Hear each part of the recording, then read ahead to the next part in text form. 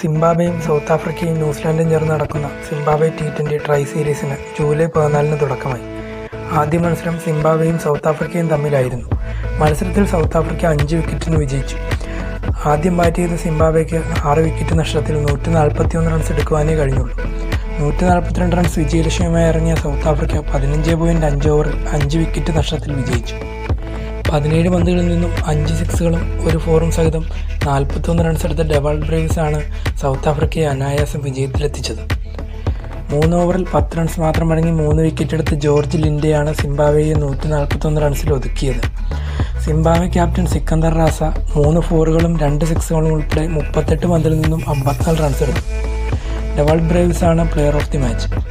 അടുത്ത മത്സരം July 16 ന്യൂസിലാൻഡും south ആഫ്രിക്കയും തമ്മിൽ നടക്കും. കൂടുതൽ ക്രിക്കറ്റ് അപ്ഡേറ്റുകൾക്കായി ചാനൽ സബ്സ്ക്രൈബ് ചെയ്യുക. Thank you for watching.